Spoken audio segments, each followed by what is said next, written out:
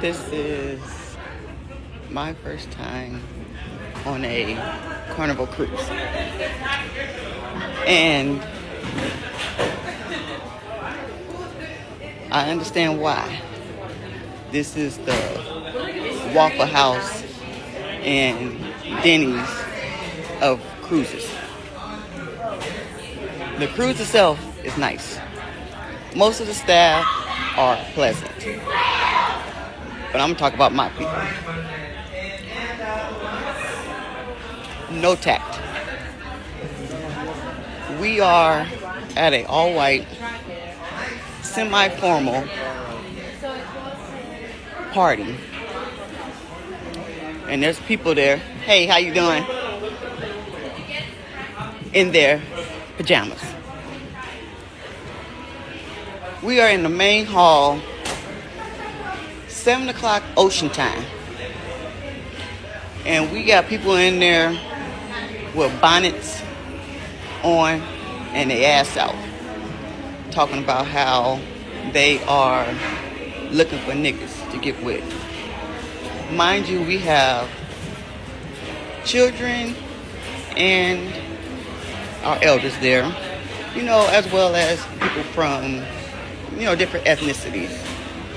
And I really think that Carnival needs to have a stricter dress code, because my people, they have no tact. They got into it with some of the people on here arguing. Every time I heard an argument going on and see who's involved, it's one of us. So Carnival Cruise Line itself is nice. It's the people who come aboard. I wanted to give you guys some real world examples. As you know, this is going to be a part 3 to the Carnival Cruise and people's experience with this cruise line ship. And a lot of people in my comments on the previous 2 videos were saying that, oh, you guys are too uptight. When I go on a cruise, I just want to let loose and party. And I feel you. It's nothing wrong with parties, nothing wrong with enjoying yourself and having a good time. But the problem is some people do not know where to draw that line, and they do too much. Here we have this woman. It's her first time cruising. I guess she didn't get the message and she decided to go with Carnival. And she's complaining that you have people on the cruise that are showing up to a formal setting with pajamas on, with bonnets on, some of the same type of behavior that you see back home, but they brought that with them on the cruise. And this is what I was talking about in the other videos. It's a mentality. It's a mindset where you have individuals who they don't have any home training. They don't know any better. They haven't been anywhere. They haven't been out their city. And they bring that same ratchetness, that same gutterness to a cruise, and they wind up ruining it for everyone. I recently shared my experience on Carnival Cruise, which was my first cruise I've ever taken in my life. And I've had people tell me about how the cruises are. I've even seen videos on TikTok, and at first I was thinking people are just putting too much on it. It ain't like that until I got on the cruise and seen it's exactly how people said it is about some of our behavior, not all. When it comes to that ratchet behavior, I think there is a time and place for it, and I stand on that. In front of our children and our elders ain't the place for it. I think that is adult only behavior. Now, there were getting backlash from black people is to be expected, as well as white people. What I didn't like was the white people to come on here and try to attack us, because that shit ain't happening. And there were some black people saying that this ain't the space for it. But, excuse me, what black platforms do we have to talk to us about us? Let me know. Overall, the trip was good. Most people on there were pleasant, even the workers, even black people, us. as black. They were pleasant. And there were a few who did exhibit that behavior that had people feeling uncomfortable. And that's what I spoke on. And I stand on everything that I said in the original video. And there were some people who called me classy because I spoke on it like I was speaking down on these people, and I wasn't. And for you to call me classy, you don't know me. You don't know if I'm classy or not. I just know there's a time and place for certain behavior.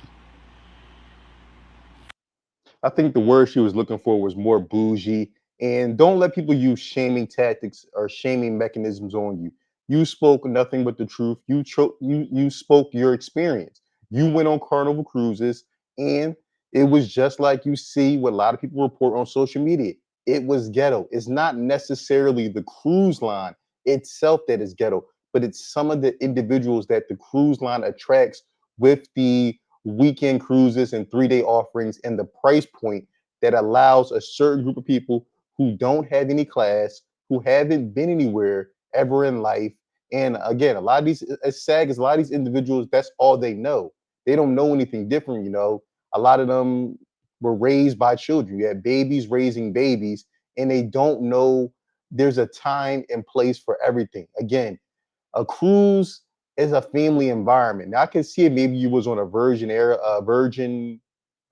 not Virgin Airlines. You know, Virgin has a cruise as well, and I believe that's adult only, 18 and up. So I can understand a little bit of different behavior. I mean, a little more. The turn up can be a little harder. But you're on if you're going on a Carnival or Royal Caribbean, these are families. People are bringing their children. People on there with their grandmoms and grandpops and aunties. So we have to have some type of respect and some type of decorum. Understand it's a time and place and everything. But a certain group, and like I said, like she said, it's a small group of people. They just don't understand it. They think 24/7, 365, everything is turn up, everything is a go. We can get it anytime. And it's just, it's sad because again, a lot of people spend a lot of money. They take off from work and they're looking forward to these cruises. Some people save up 1, 2, 3 years just to have the experience to go away and go on a cruise, and for it to be ruined by a small group of people, is truly sad. Okay, fair warning, this is a long story, but if you've ever been on a cruise, you know the excursions can be chaotic, so buckle up. So we booked an excursion through Carnival Glory to get on a ferry to go over to the Blue Lagoon beach. We stood over an hour in line waiting on the ferry to get here. Finally, when we got on, it went crazy. There's a family of 3 that apparently didn't get the wristbands that is required to go to the beach. No wristband, you don't get off of the boat at the dock. Just that simple. But the mom, she was not having it. She was determined that she was not getting off of this boat. Security came, asked her to leave, and she just kept saying, "I'm not getting off of the boat," over and over again. Her little boy was begging her to get off of the boat, and then the little boy just walked away down and started crying.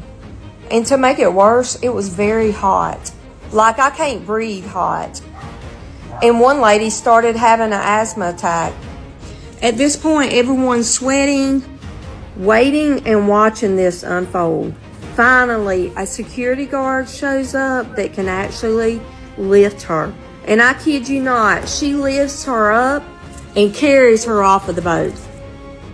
I've seen a lot on cruises, but this right here was the next level. The moral of the story is when you go on a cruise excursion, get your wristband, don't fight security, and maybe don't ruin your kids' vacation. How embarrassing is this for your child?